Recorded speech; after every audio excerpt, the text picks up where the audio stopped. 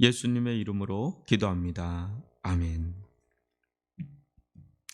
오늘은 웨스트민스터 소유리 문답 23번째 문답을 좀 살펴보겠습니다.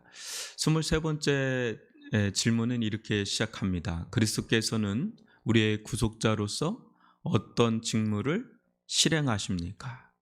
그리스도께서는 우리의 구속자로서 어떤 직무를 실행하십니까? 이에 대한 답변은 이렇습니다.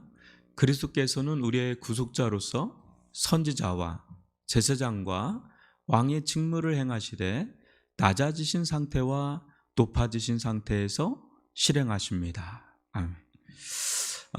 저를 보시면 그리스도께서 구원자로서 구속자로서 여러 일을 행하시죠. 그럴 때 그분의 어떤 정체성, 신분이라고 할 수 있는 게 직분, 그런 게 크게 세 가지로 나눠지죠. 그리스도 기름 부음을 받은 자, 구약의 기름 부음 받은 자가 부류가 크게 세 부류였죠. 선지자, 제사장, 왕이죠. 예수님은 그게 통합된 분이십니다. 상권이 통합된 분이세요. 그래서 예수님은 선지자이시면서 또 동시에 제사장이시면서 또 동시에 왕이신 그 세 가지 직무를 다 갖고 계시는 그런 구속자가 되신다는 거예요. 그것을 이 땅 가운데서 낮아지신 상태, 이 땅 가운데서 또 높아지신 상태, 승천하여서 하나님 보좌 우편에서도 여전히 지금도 이 역할을 하고 계시다. 이렇게 우리가 보면 됩니다. 이 부분을 조금 더 세세하게 좀 살펴보면 구속자의 직무는 이렇습니다. 그리스도의 구속자의 직무는 하나님과 인간 사이의 유일한 중재자의 사역이다. 중보자의 사역이다. 이렇게 보시면 되고요. 그리스도께서 이 직무를 감당하기 위해서는 신성과 인성을 반드시 가지고 계셔야 했습니다. 중보자니까, 그죠? 저를 봐주시면 중보자니까 하나님과 인간 사이를 이어주는 자예요. 그러니까 완전한 인간이면서 또 완전한 하나님인, 그래야 인간과 하나님을 이어줄 수 있는, 중보할 수 있는, 중재할 수 있는 그런 분이시다라는 거죠. 그래서 구원자로서, 구속자로서의 첫 번째 직무는 선지자입니다. 한번 봐주시면요, 그리스도의 직무는 먼저 하나님으로서 하나님과 인간 사이를 합평케 하시는 것이었으며, 그것을 위해서 하나님의 계시를 인간에게 나타내시고 또 자신의 죽음으로 자신의 백성의 죄를 속하시는 것이었습니다. 저를 봐주시면요, 여러분, 예수님께서 구속자로서 첫 번째 직무는 이제 선지자인데, 구속자로서의 가장 중요한 것은 하나님과 인간의 불화, 그러니까 죄로 말미암아서 사탄의 종이 되고 죄의 종이 되고 그런 가운데 사망과 비참한 가운데 하나님의 저주 가운데 놓여 있는 이 비참한 상태에 있는 우리들을 하나님은 또 한편에선 사랑하셔서 우리를 구원하고자 계획하신 겁니다. 그래서 하나님과의 이 불화, 가장 근본적인 이 죄의 문제를 해결해서 하나님과 인간 사이를 다시금 합평케 하는 것이 구속자의 가장 큰 미션인데, 이것을 위해서 먼저는 선지자로서의 역할을 했다는 겁니다. 선자는 뭡니까? 하나님의 말씀을 전달하는 자죠. 계시된 하나님의 말씀을 전하는 자예요. 그래서 예수님은 그와 같은 역할을 하심으로써 어때요? 인간에게 이제 구원의 길을 제시를 하는 거죠. 그래서 십자가 부활도 사건이긴 하지만 그 사건 자체가 하나의 계시된 사건이다. 하나님 말씀으로도 계시하지만 어떤 사건을 통해서도 계시하신다. 그렇게 보시면 되지요. 그래서 여러분, 성경을 보다 보면 하나님께서 직접적으로 말씀하시는 것도 있지만 어떤 사건을 일으키죠. 기적과 이적, 어떤 사건을 일으킬 때 그 사건에는 메시지가 담겨져 있다는 거예요. 계시가 담겨져 있다는 거예요. 이제 그렇게 보신다면 예수님의 모든 것들이 다 계시예요, 그냥. 그래서 히브리서 1장 1절로 2절 보시면 옛적의 선지자들을 통하여 여러 부분과 여러 모양으로 우리 조상들에게 말씀하신 하나님이 이 모든 날 마지막에는 아들을 통하여 우리에게 말씀하셨으니. 그러니까 옛적에는 선지자들 통해서 이 부분적으로, 그러니까 파편적으로, 저를 보여주세요. 파편적으로 이렇게 말씀을 하신 거예요. 그래서 구약을 여러분들이 읽으면 거기에 복음이 없진 않아요. 그런데 모든 게 다 복음이지 않죠. 율법도 있잖아요. 근데 복음도 있단 말이죠. 그래서 파편적으로 있기 때문에 그거를 이렇게 취합을 잘 해야 돼요. 근데 예수님은 그 모든 것들을 다 취합해서 복음을 전하셨죠. 예수님 자체가 복음이고, 예수님의 말씀 자체가 복음이고, 예수님의 행적과 예수님이 일으킨 사건, 십자가부활, 그 모든 게 다 복음이죠. 그래서 이 예수님을 통해서 구약을 다시 재조명할 때 비로소 구약 안에 박혀 있는, 알날이 박혀 있는 이 진리, 이 복음이 보이죠. 그건 이제 축출해서 같이 이제 연합을 할 필요가 있는 거죠. 그래서 구약은 신약으로 재해석하라는 말이 있죠. 복음으로 재해석하라는 겁니다. 그래서 예수님 이후로는 이 복음 진리가 아주 선명하게 이제 드러나죠. 그리고 완성이 되죠. 요한계시록으로 완성이 되죠. 근데 여기에 또 내가 계시를 받았다. 이러면 이제 그게 이단이고 사입이 교주가 되는 거예요. 그게 이단이죠. 성경 이미 계시는 예수님으로 끝났다는 게 성경의 증언이에요. 여기 더 붙일 게 없어요. 가하거나 감할 게 없다는 말이죠. 그렇기 때문에 예수님은 최종 계시자로서 선지자로서 이 땅 가운데 오셨다라는 것을 우리가 볼 필요가 있습니다. 그래서 예수님께서 우리들 가운데 선지자로서 오실 때 어떤 일이 일어나요? 이제 여러분들이 복음서를 보면 알지만 다 구약의 그늘 아래 있던 사람들인데 거기서 예수님은 굉장히 빛을 발하는 그런 말씀을 전하시죠. 뭐예요? 우리들 가운데 복음을 볼 수 있는, 복음 진리를 볼 수 있는 눈을 열어주시는 거죠. 이게 우리의 무지. 아무리 구약 성경에 전통한다 할지라도 사도 바울이 가장 정통했던 사람이거든요. 근데 이 복음까지 못 간 거예요. 그냥 율법의 그늘 아래 있었던 거죠. 그런 유대인들에게, 1세기 유대인들에게 예수님은 이제 복음의 광채를 보여주시면서 그들의 무지, 어두움을 깨트리고 빛으로 나올 수 있도록 일깨우는 그런 역할을 하지요. 그래서 예수님의 말씀을 통해서 우리는 비로소 죄에 대해서 또 사탄의 괴계에 대해서 또 사망 권세에 대해서 하나님의 나라에 대해서 복음에 대해서 구원의 길에 대해서 아주 명민하게 밝게 볼 수 있는 길이 활짝 열렸죠. 더 이상 설명할 수 없는 구원의 길이 활짝 열려 있단 말이죠. 그런 측면에서 예수님은 선지자의 직무를 충실하게 감당하셨다. 이렇게 보시면 되고요. 구속자로서. 두 번째는 구속자의 직무, 왕이십니다. 왕. 한번 보시면 그리스도께서는 자신의 교회를 위해 모든 만물의 왕이 되셨습니다. 이게 굉장히 중요한 개념입니다.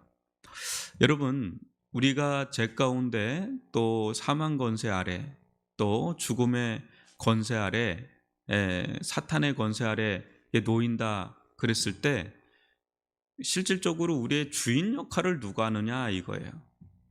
내가 하는 거라고 생각을 하죠. 내가 하는 거로. 내가 내 인생의 주인이다. 근데 알고 보니까 나는 단 한 번도 내 인생의 주인인 적은 없어요. 알고 보면 내 속에 있는 죄의 종노릇을 한 것뿐이죠. 이건 우린 보통 욕망이라고 하죠. 자기 마음대로, 내 마음대로 사는데 누가 뭐라 그래 하는데 그 마음이 과연 그 마음의 정체가 진짜 내가 주체냐, 아니면 그 마음의 속에 있는 또 다른 주체가 있느냐. 그때 그게 죄예요. 죄의 종노릇을 했던 거죠. 내 마음대로 산다고 그러지만 실은 내 마음대로 산 게 아니라 내 마음 속에 있는 죄의 욕망을 따라서 순종해서 산 거죠. 그래서 죄의 종노릇하고 또 그런 것을 부추기는 사탄이 있죠. 배후에 사탄의 종노릇하고 궁극에는 사망의 종노릇하다가 가는. 근데 예수님을 만나면 어떻게 돼요? 인생의 참 주가 바뀌죠. 이제는 내 인생의 주가 뭐예요? 누구예요? 예수가 되는 거죠. 비로소 예수가 돼요. 하나님이 이제 자리를 찾아서 들어오시죠. 그리고 그것을 이제 은혜의 종로로 탄다 그러죠. 그래서 그리스도의 종이요 노예다라는 것을 기꺼운 마음으로 하는 이유는 그리스도는 은혜시거든요. 이게 은혜의 주가 되신 하나님을 왕으로 삼으시고 예수님을 우리의 로드, 주라고 삼으시는 그런 일들이 일어나면서 하나님의 다스리심과 통치가 일어나는, 그러니까 하나님 나라를 경험하는 그런 일들이 일어나요. 이게 구원이라는 거죠. 이게 구원이다. 선지자를 통해서 그 밝히 깨달은 구원의 길을 이제 알았다면 실적 그 구원은 예수님을 나의 구주로, 주로, 왕으로 모시고 그분의 통치와 다스림을 받을 때 사탄과 죄와 사망의 권세 아래 다스림을 받는 것하고는 비교가 할 수가 없죠. 영생을 누리죠. 여러분 우리 공산주의 국가 알죠? 특별히 우리 위에 있는 나라 알죠? 거기에 지배를 받으면 비참하죠. 자유가 없지 않습니까? 근데 누구의 지배를 받느냐는 어마어마하게 중요하죠. 누구의 통치를 받느냐는 너무 중요하죠. 그래서 많은 사람들이 정치에 관심이 많지 않습니까? 근데 더 중요한 거는 신앙이에요. 우리 영혼이 누구의 지배를 받느냐 굉장히 중요하죠. 그래서 고린도전서 12장 3절을 보시면 그러므로 내가 너에게 알리노니 하나님의 영으로 말하는 자는 누구든지 예수를 저주라 할 자라 하지 아니하고 또 성령으로 아니하고는 누구든지 예수를 주시라 할 수 없느니라. 그러니까 성령의 역사가 있는 자에게는 어떤 일이 일어나요? 예수를 주라고 하는, 누구든지 예수를 주라고 하는 로드, 왕이 되십니다. 당신 나의 주인이 되십니다. 왕이 되십니다. 이 고백이 터져 나오는 거죠. 당신 저주할 자라고 그렇게 얘기할 수가 없다는 거죠. 은혜를 받은 자, 성령을 받은 자는 이제 누가 인생의 주인이에요? 예수가 인생의 주인이 되는 그런 경험을 하게 돼요. 그분의 이제 지배, 다스림, 통치를 받게 되는 거죠. 또 로마서 10장 9절도 보시면 네가 만일 네 입으로 예수를 주로 시인하며 또 하나님께서 그를 죽은 자 가운데 살리신 것을 내 마음에 믿으면 구원을 받으리라. 네. 예수를 주로 시인하는 것. 예수님께서 나의 죄를 위해서 죽으시고 나를 영원한 생명 가운데 살리시기 위해서 부활하셨다. 이걸 마음에 믿으면 구원을 받는다. 그러니까 예수를 주로 시인하는 것, 이게 너무너무 중요한 겁니다. 왕으로, 입술로만 하는 것이 아니라 내 삶으로 예수님의 주되심을 선포하면서 인정하면서 사는 것, 이거는 너무 중요한 거예요. 그게 마음이 중요한 거예요. 진짜 마음이, 입이 아니라 마음이 진짜 중요한 거예요. 마음으로 진짜 예수를 시인하는 겁니다. 주로, 내 인생의 주로. 그 삶은 거기서 결정되는 거 아니겠어요?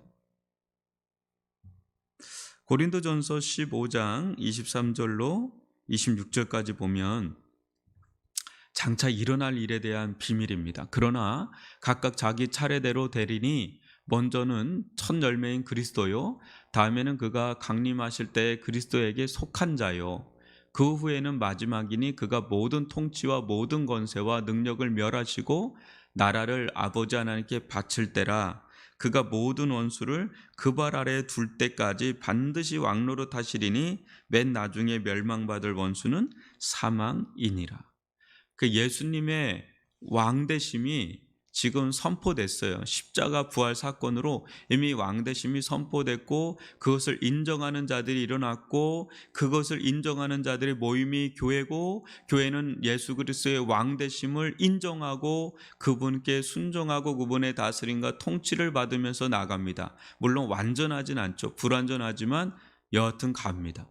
근데 그런 일들이 지금 기독교 2000년 역사 가운데 수많은 사람들 속에서 일어났고 지금도 일어나고 있고 앞으로도 일어날 것이고 장차 사망까지 다 싸잡아서 하나님께 모든 것을 역사를 종지부를 찍고 그때까지 예수님 왕노릇을 하는, 예수님이 잃어버린 땅, 잃어버린 영역을 계속해서 지금 정복하고 싸우고 영적인 치열한 싸움 속에서 지금 이뤄간단 말이에요. 왕 대신 예수님을 필두로 수많은 천군 천사가 지금 주님의 몸된 교회들, 주의 백성, 주의 군사인 이 성도들을 통해서 지금 복음 전쟁을 하고 있단 말이죠. 구원 전쟁을 하고 있단 말이죠. 왕 대심이 계속해서 선언하는 그게 참된 다윗이죠. 예수님이야말로 참된 다윗으로서 진정한 메시아로서 이 시대 가운데 왕되심을 지금 선포하고 계시다라는 거죠. 그래서 그리스도의 왕의 직무는 우리를 죄와 오염으로부터 건져내기 위한 것입니다. 또 원래 자리로 우리를 이끌어서 그리스도의 통치와 다스림을 받도록 하기 위함입니다. 결국 예수님을 만나는 자는 창조주 하나님을 만나고 창조 때 원래 우리에게 기대하셨던 그 창조의 질서를 따라서 창조의 목적을 따라서 사는 자들로 이제 변화가 되죠. 그게 성도고 그게 이제 교회란 말이죠. 그래서 우리는 그 일을 위해서 전도를 또 하는 거죠. 끊임없이 왕 대신 주님께로 돌아오라고, 회개하고 돌아오라고. 너의 진정한 왕은 예수라고. 오늘날은 진짜 예수님의 왕되심, 이 주되심이 회복되는 게 엄청 중요합니다. 우리 신자들서부터 해서 진짜 내 인생의 주인이 누구냐, 누가 왕노릇을 하고 있느냐. 이게 은혜가 왕노릇을 해야 되고 예수가 왕노릇을 해야 되고 하나님 왕노릇을 해야 되는 거죠. 그때 그게 생명이죠. 그게 생명이죠. 세 번째 구속자의 직무는 제사장입니다. 그리스도께서는 둘째 아담으로서 인간을 대표하고 율법 아래에서 순종하고 인간을 위한 제 형벌을 받으며 우리와 같이 시험을 받으나 죄는 없으셔야 했습니다. 그리스도께서는 신실하고 자비로우신 대제사장으로서 자신의 백성을 긍휼히 여기셨습니다. 이 제사장이라는 게 가장 중요한 것 중에 하나입니다. 결국 하나님과 인간을 잇는 제사장 역할을 하는 대제사장 역할. 근데 예수님 엄밀히 말하면 대제사장이시면서 제물이세요, 동시에. 이게 예수님이세요. 그래서 하나님의 어린 양이라는 말을 여러분 많이 들었을 겁니다. 제사장이시면서 친히 자기가 제물이 되어버린 그 예수님. 그래서 완전한 제물이기 때문에 완전한 대제사장이에요. 그 전에 있는 제사장은 1년 직무예요. 1년 지나면 또 다른 제사장으로 바뀌었어요. 그리고 언젠간 또 죽고. 근데 예수님은 영원한 제사장이고 영원한 제물이 되사 영원한 제사가 돼버린 거예요. 영원한 제사가 돼버리니까 완전한 제사가 돼서 그 단 한 번의 제사로 우리의 죄가 영원히 속죄를 받는, 우리의 모든 죄가 영원히 속죄를 받는 그런 엄청난 죄의 사함의 효력을 발휘한다는 거죠. 그래서 히브리서 2장 17, 18절 보시면 그러므로 그가 범사의 형제들과 같이 되심이 마땅하도다. 이는 하나님의 일에 자비하고 신실한 대제장이 되어 백성의 죄를 속량하려 하심이라. 그가 시험을 받아 고난을 당하였은즉 시험 받는 자들을 능히 도울 수 있느니라. 예수님은 우리를 아시죠? 그래서 우리를 능히 이해를 하시고 도우실 수가 있고 그분은 자비하고 신실하신 대제장이 되셔서 우리의 죄를 속량하시는, 속죄하시는 분이시다라는 거죠. 히브리서 4장 15, 16절도 우리에게 있는 대제장은 우리의 연약함을 동정하지 못하실 리가 아니요 모든 일에 우리와 똑같이 시험을 받으신 이로되 죄는 없으시느니라. 그러므로 우리는 긍휼하심을 받고 때를 따라 돕는 은혜를 얻기 위하여 은혜의 보좌 앞에 담대히 나아갈 것이니라. 아멘. 예수님은 우리의 연약함을 잘 아시고 우리와 똑같이 또 시험을 받으시고, 그러나 죄는 없으시기 때문에 우리의 모든 죄를 속죄하는 그런 역할을 해서 하나님과 관계를 다시금 이어주는, 그 다시금 왕 되심을 인정하게 만든, 그래서 우리는 예수님 안에서 아주 풍성한 진리의 말씀을 또 깨닫게 되고 보게 되는 그런 은혜를 누리게 되죠. 그래서 우리는 때를 따라 돕는 은혜를 얻기 위해서 은혜의 보좌 앞에 담대히 나아가서 오늘도 이렇게 기도를 하고 말씀을 듣고 예배를 드리고, 이게 열렸다는 거예요. 그 구약 시대 때는 늘 그걸 잡아야 되는데 이제 우리는 그럴 필요가 없어요. 예수님 그 엄청난 십자가의 은혜를 우리 날마다 상기하면서 담대히 예수님의 이름을 의지해서 담대히 그 은혜의 보좌 앞에 나아갈 수가 있게 되었다는 거죠. 이런 은혜를 충만하게 누리는 저와 여러분이 되기를 주님의 이름으로 축원합니다.